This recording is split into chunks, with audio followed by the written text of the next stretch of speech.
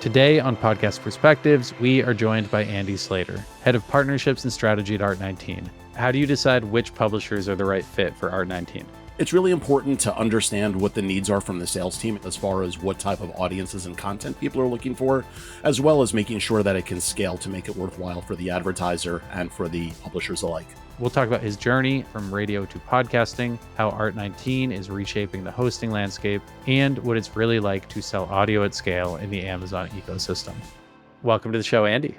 Hey, Jeff, great to be here. This is quite an honor. There's a very prestigious list of guests you've had. I'm not just saying that to blow smoke. I mean it. This is unbelievable. Thank you.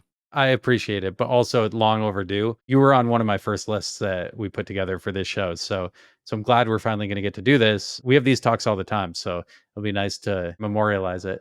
So just to start, you have a funny career in the best way, but you have been doing audio sales since the late 90s on broadcast, and then you moved into podcast sales eventually. So what brought you to audio sales in the first place? Well, first of all, I'll date myself even more, and it was really more the mid-90s. 94 was when I got into radio, so thank you for trying to make me a little bit younger than I am, Jeff. But we can probably go back to my audio career. I mean, as a kid, I just always loved music, and I used to sort of play DJ into a little tape recorder and play records, with it.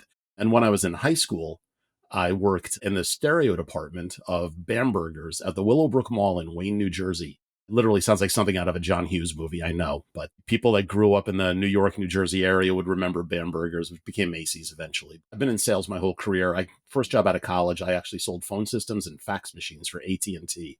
Crazy fax machines, right? They were like $5,000. I mean, it's crazy to think about it, right? And then I got into the travel industry, working for United Airlines for a few years in sales, but I always loved radio. I always just loved the idea of radio. And I was able to get a job at InterRep, which was the big rep firm. It was always the two big rep firms at the time were InterRep and Katz. And I worked for McGavran Guild, which was one of the companies under InterRep where we repped 450 radio stations around the country. It was just such a great experience. You learned all about all the markets. You learned literally, like if a buyer said to me they had a buy up for Detroit and I had a rock station in Detroit, I had to know what the other three rock stations were in Detroit and how you differentiate between them. It was really just a wild world and a really great indoctrination into the media business. And that was also at a time where radio started to consolidate. Deregulation happened in 96. So there were companies buying up each other and the business was really expanding. That was my first entree into radio really as a professional was at the rep firm. And I just ate it up, being surrounded by the personalities and the formats and the call letters and the history. It was just such an amazing business, just a heritage media business to be in. I was a book publicist before I started the Podglomerate, and I had a similar experience where I had to learn the NPR, the TV station, and the newspaper in all these local markets. And it got to the point where I could just kind of like rattle them off. I can't today. Like I still know the big ones, but that's really it. It did feel a little bit like you were in a club when you kind of like were able to understand that. But when you say, you worked at these rep firms, are you representing the advertisers in this instance? Or are you representing the radio stations? So we represented the radio stations. Rep firms would have a deal with usually an ownership group. So that was really where it sort of started. It wasn't necessarily always consistent that way, but for the most part, you rep an ownership group and you rep their stations across wherever markets they had their stations in. And rep offices were in pretty much your major cities.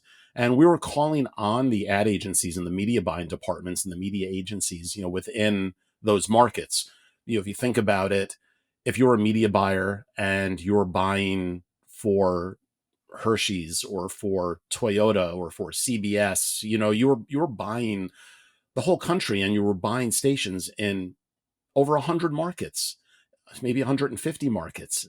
It's so much easier to make a call to a handful of reps who can put these proposals together for you and give you all the rates and the information you need. It's so funny. It almost sounds like buying from a big firm today in podcasting. So. Right. Very much, very similar, which was something I noticed when I first got into podcasting. It was the rep business all over again. And in fact, I have a lot of colleagues in the business that I worked with in radio way back when. So we were calling on the media buyers though. And each of these station groups, generally they had a national sales manager that manage the relationship with the rep. So they were just a, kind of another member of that sales team. You had the local sellers in the local markets calling on, their local businesses for the station, and the national sales manager. So we would always have, they called NSMs, right? We always had an NSM come into town, and we'd take them on a dog and pony show for the day to all the different media buyers that bought their markets. And they would come in based on the market 1, 2, 3 times a year, depending. I then said, wow, being on the station side is really cool. And that's where my first segue away from the rep firm was to the station side, to Infinity Broadcasting, working at WFAN, which was the first 24-hour sports radio station. So at the time, WFAN was the #1 billing radio station in America. They had Imus in the morning, so very, one of the early, could be considered shock jocks. And then the rest of the day was just other sports programming, sports personalities, Mike and the Mad Dog. Mad Dog is still, can be heard on Sirius XM. And we also had play-by-play of all the major teams but the Yankees. We sold for the Mets, the Jets, the Giants, the Rangers, the Knicks. And this is the late 90s, when they were all good. Yeah. So it was just such an exciting place to be. And if you're a sports fan, it's a dream job. I was very lucky to have that opportunity, because it really, really helped me in just my media sales growth. There's a lot of lessons there that we can learn from that apply to podcasting today. Structurally, it's almost identical. I think the big difference is that people were selling radio spots for 50 years, like prior to the 90s, and even longer, I'm sure. Whereas podcasting, it's a little bit brand new, and we're kind of inventing how these things are sold. Some of it is different in part because of the different technology solutions that are available or are not available, which is a lot of what you're doing at ART19. So 2019 rolls around and you get a job at Midroll. So that was, as far as I'm understanding, like your first real dive into podcasting. So what was that transition like for you when you first started selling podcasts? I really looked at podcasting as, oh, wow, this is like just sort of selling radio on a digital platform. And more so than streaming. Yes, I know people had been selling ads and streaming audio up until that point. But what I thought was really unique about podcasting was you're selling personality driven content, which really is what I was doing when I worked in radio. Was I was selling personality driven audio content. And now it's just on a different platform. Now it's in, on demand digital platform. Was it difficult though? Because in a lot of ways, you were training most of your clients on like this entirely new medium. You often had to teach these buyers like why they should be buying with you. So was that like a big change for how you had been selling previously? So it was a big change from the standpoint is that it was a new platform. So we had to get them excited about the platform, but it wasn't necessarily a change as to how I sold the content, because I'd say the big difference is in radio, you're selling rating points a lot of times. That's sort of the measurement, which really backs into a percentage of the population of that particular market you're selling in. But with podcasting, then it was just more, you're selling more of an impressions. And that made more sense, especially if you were talking to a digital buyer. I think that was the big challenge, actually, was figuring out who's the one that would actually have the ability to spend the money on podcasting. Did it come from a radio group, an audio group? Did it come from a digital group? Not unlike, I think, what TV groups and digital groups went through in 2007 when video was becoming a big thing. So you were at Midroll for a few years and then you moved over to Odyssey. Did you have the same job at Odyssey? Getting to Odyssey expanded what I was doing. At Midroll, I started out there as an ad seller. I eventually did become a manager there, and I managed an East Coast sales team as well. Went over to Odyssey, and that was a really, really unique opportunity. That was really exciting, because that was right after they were still Entercom, actually. They hadn't even rebranded as Odyssey yet. And they had just acquired Cadence 13 and Pineapple Street earlier that year. And that coupled with the fact that Entercom had acquired CBS Radio the year before, which was also a really interesting dynamic, because that was, people would have expected it the other way around. But in that instance, it was more the guppy swallowing the whale, with this mid-market radio company really buying this behemoth. So with that came with radio.com, which had been CBS Radio's streaming platform for their radio stations. Entercom was going all in on digital audio, and they had just brought Ken Lagana on board over there as their EVP of digital. And Ken, I knew through the business. He came from Megaphone, and he and I knew each other. So he had reached out to me and said he was building this digital audio team over there. And it was like, well, Andy, you've done radio, you've done digital, you've done podcasting. What do you think? And I was like, this sounds like a really cool opportunity. And we really were, I mean, to use a real cliche, I mean, we were building the plane as we were flying it, right? It was just really figuring it out. So I got over there, I was able to, hire a team and go out there and sell streaming, sell podcasting, and sell, there was some broadcast tied into it. Sometimes we did partner with a broadcast group. How it evolved, COVID happened like just 3 months after I started there. So that changed a lot of things. We did some reorg while during that time period, where then sort of became a national team where there was this, the team was selling radio and digital, and as well as podcasting included in that. It sort of provided that long tail to what was already existing with the Cadence 13 network of those larger scaling premium shows, as well as all the time shifted radio content that was available on demand as podcast listening. And that role, actually, as it evolved, I wound up being sort of the head of just the podcast sales for the national team, where I was also working on partnerships too. And that's where I was working with other publishers to bring them into our network so that we could monetize their inventory. And that actually set me up for the role that I'm in now. What are you doing today at ART19? How long have you been there, and what is your specific role today? I'm focused primarily on bringing podcast networks and publishers on board to use our hosting and to take advantage of our ad monetization that we offer. Really, it's a backfill to their direct sales.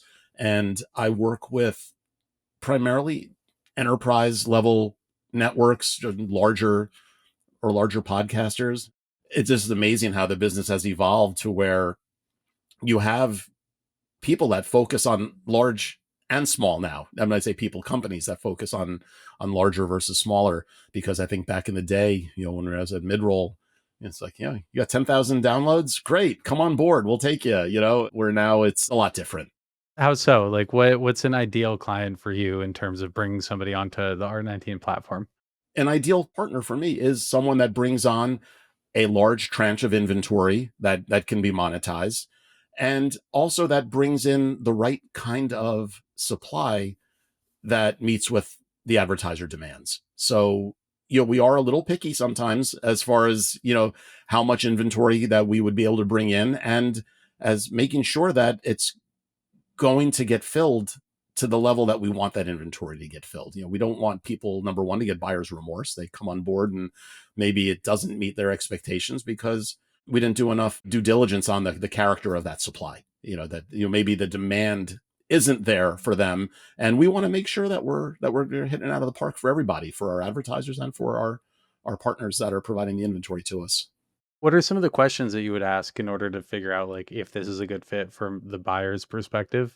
Number of shows, total number of listeners? Are you asking about genre type? Are you asking about how many ad markers they have per episode? Or is it deeper than that? All of what you mentioned is obviously something that we definitely want to get. I want to see the shows. I want to know how many downloads they're doing, what the genres are that they're in, where their ad markers are. It's definitely, all of that we need to understand, and at the same time is I'll want to maybe compare that type of show against things that we already have in our network, so I can just see where the fit is. And again, I mentioned earlier, getting signals from the ad sales team too as to what they're looking for and making sure there's a fit there. And these are just made up examples, but maybe someone will say, well, you know what, we need more male audiences. So that might tell me, oh, so maybe I need to think about shows that would, or networks like a sports network that would just tend to lean towards having that type of audience. What does the sales team look like at Art19? Like, how many people are selling the show? Like, are they part of the broader ecosystem, or are they specific to podcast ads individually? So we've really made an effort to integrate ART19 into the whole Amazon ads media buying experience, as we've been talking a little bit about before. So What's happening today is all of our partners that are on ART19 that have opted into our targeted audience network, which we actually call Amazon's podcast audience network. There are some folks out there that have been with us a long time. They knew it as TAS, which is Targeted Audience Solutions. Amazon's podcast audience network is exactly that, is that we are basically able to fill impressions against specific audience or content segments. And we are part of the Amazon Ads organization, which means that you've got the 1,000+ team of Amazon ad salespeople that are actually able to light up demand across all the supply that we have here. So as advertisers are coming in and talking to the Amazon ads team about buying video and about buying display, they're also able to have podcast conversations as well. And we're able to take those signals from those buyers and be able to really leverage our partners that are on ART19 and the inventory that they've made available to be filled in the network. So your job is to bring publishers onto the platform. I'm sure there is a point in which you are so good at your job that you have too much inventory on the platform and other things may struggle in terms of like sell-through rates or anything like that. Has that happened? Is that something you're worried about, like bringing on too many folks and then not having the demand to fill it? That is probably what keeps me up at night the most, Jeff, is that I don't think there's a publisher out there that doesn't have that issue, one way or another, right? Sometimes you don't have enough demand, or you have too much demand, or you don't have enough supply, or you have too much supply, and it really is a give and take. I do my best to juggle that and to make sure that we're not supply constrained and that we're bringing enough publishers on so that we're keeping up with the demand. At the same time, is that, yes, you onboard a new publisher and suddenly this huge tranche of inventory comes in and you're like, whoa, we got to make sure that we can, keep up with that demand. And that's also, why we always work closely with the sales team to make sure that they're aware of new content that's coming in, and that, and to plan for it so that the planning team would be able to make sure that they can sell enough, and make sure that there's enough available to fill that. But it's certainly something that is not always predictable, and as far as when it all hits, and again, it's all really about the match, though. So even with that large tranche of supply, it's just got to make sense, and we just have to make sure that it's the right inventory with delivering the right audiences, so that we don't have to worry about the struggle of the supply and demand ebb and flow. So I was hoping you could walk me through like how you guys model what a show could earn. Like pretend I come to you with a wellness podcast that does about 100,000 downloads a month with like an 80% consumption rate. So you know that you're going to get 400,000 impressions on that show. Like how are you guys modeling that? As we think about that, you'd come to me in this example. You say, okay, I've got this network and this is what we have. So what I want to understand first is, okay, so the scale of your inventory, what is just, downloads times ad markers, right? What does that monthly scale look like overall? Then we want to make sure we back out what your direct sell-through rate is. So see what's sort of available, because really we're not involved in what you sell direct. That's all yours. We don't take a piece of that. That's how you earn your living. So we take a look at then what's left from that and model that against where we see sell-through rates and average CPMs, and come up with basically what that market looks like for that particular publisher.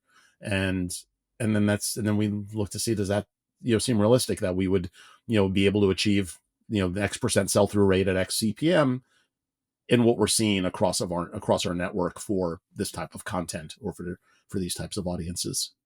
The vast majority of what you guys are doing right now is, filling programmatic inventory. Are there any shows that you guys are doing any kind of direct sales for, or is it just 100% programmatic? It's 100% backfill, whether it's programmatic. And then people say the word programmatic and that sounds so impersonal, Jeff. It was also a managed service to a degree as well, where we're actually pulling avails against a budget for certain audience segments and things like that, as well as your general programmatic, where things are getting filled in a waterfall via vast tags that come in through through a DSP or an SSP. There are 4 or 5 hosting platforms that I would put at the same scale as ART19. You have Megaphone, Omni, Simplecast, and there's probably a few others that are somewhat close to what you guys are doing, or like at the down a tier. So like, your Acast, your Audio Boom, your Libsyns. Why would somebody choose to work with an Art19 as opposed to any of the other hosting services that exist out there? So I think there's a few things that publishers need to think about when they're looking at a hosting platform. First of all, the tools. Does it have the right tools? What does the UI look like? All of the basics of what's going to make their workflow easy. And that is subjective too, because things that are important to one network or one publisher could be very different to what's important to another one, just based on how they do their business. I've always felt that one of the things that really differentiates Art19 is our service. We have a team of CX professionals who have been here a long time. You have humans that you talk to be able to train you, to help you solve your problems. You send a support ticket in, there's a person responding to you, and they're generally responding to you in a very short amount of time. And our customers know our CX reps. They know the team. They know them by name and know how to reach out to them. So I think that's really important too. I think also, and where does, if monetization is important, where does the monetization come from? So again, I think that's certainly an advantage working with Art19, being part of Amazon, being part of Amazon ads. And as I mentioned earlier, being able to, sort of be able, being able to get into the Amazon media buying flow that you might be buying you know, other platforms for. So you've now seen a very healthy chunk of sales from broadcast and from podcast.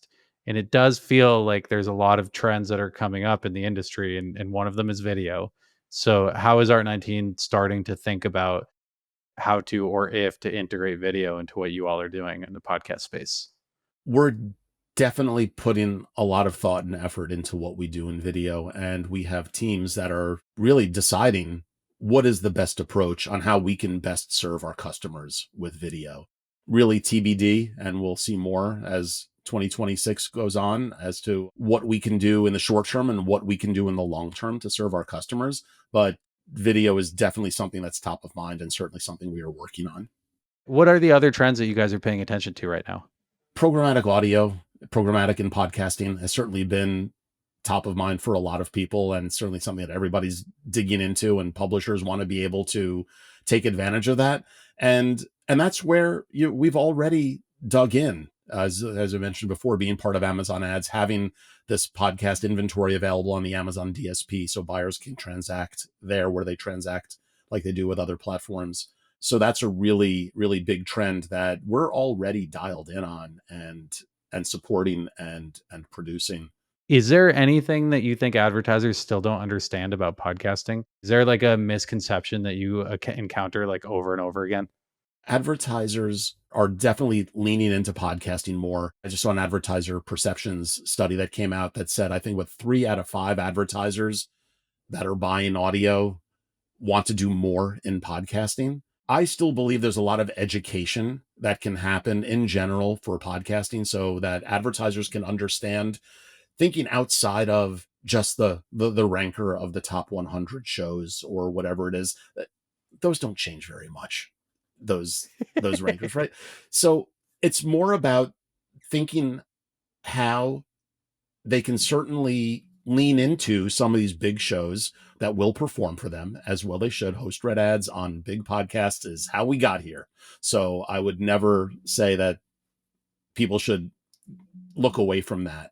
But I think there's a way that advertisers can think about how to buy podcasts at scale, buying audiences, maybe buying some smaller shows or groupings of smaller shows in a run of network basis using announcer read ads. We have data that we even did a study with Gumball, one of our partners, and Signal Hill Insights about the effectiveness of an announcer read ads that aren't host read ads on their show, but are still very effective across the advertising campaign. So Just to be clear, this is a big recognizable name reading an ad that then is run on their show plus 5 or 6 other shows. sometimes, right, it could be that, right? It could be, right, or maybe the voice of a network, right? So it's a recognizable voice that runs across their own affiliated shows, but Like also Malcolm Gladwell reading across all the Pushkin all the shows. push, right? So, or exactly, that's a great example. I think that type of advertising, those work, and that's one of the things we did in that study. But I think the other thing is just in general that announcer read ads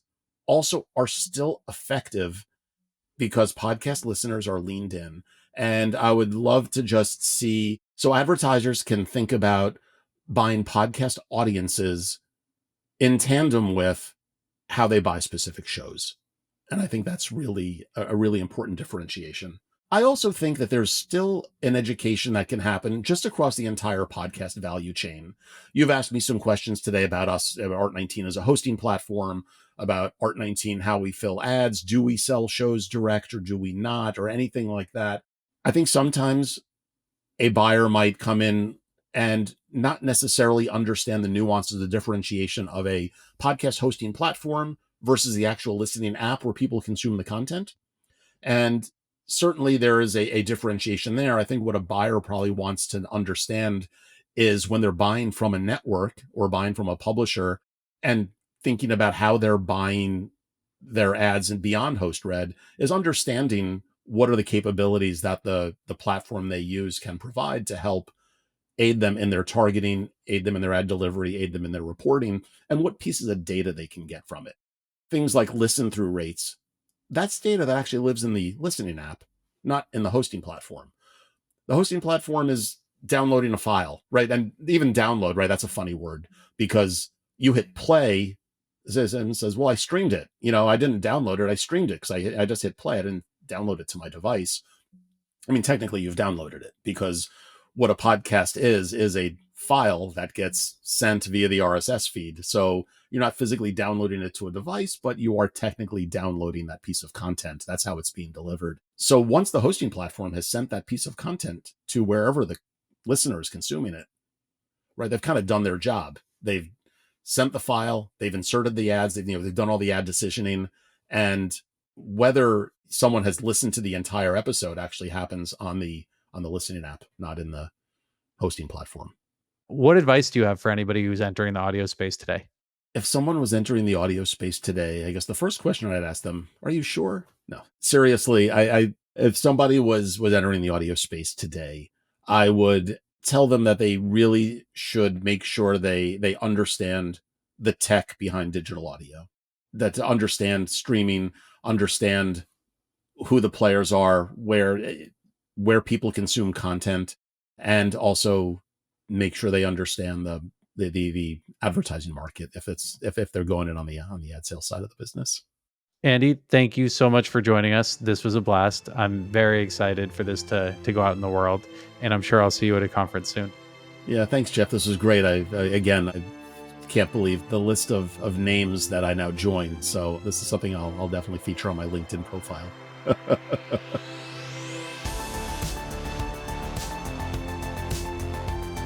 Thank you so much to Andy for joining us on Podcast Perspectives this week. You can find him on LinkedIn under Andy Slater. For more podcast-related news, info, and takes, you can follow me on LinkedIn at Jeff Umbro. Podcast Perspectives is a production of the Podglomerate. If you're looking for help producing, marketing, or monetizing your podcast, you can find us at podglomerate.com, shoot us an email at listen@thepodglomerate.com, or follow us on all socials at PodglomeratepOds. This episode was produced by Chris Boniello and myself, Jeff Umbro. This episode was edited and mixed by Jose Roman. And thank you so much to the marketing team, Joni Deutsch, Madison Richards, Morgan Swift, Aaron Weiss, and Sheba Joseph. And a special thank you to Dan Christo. Thank you all for listening, and I'll catch you all in a few weeks.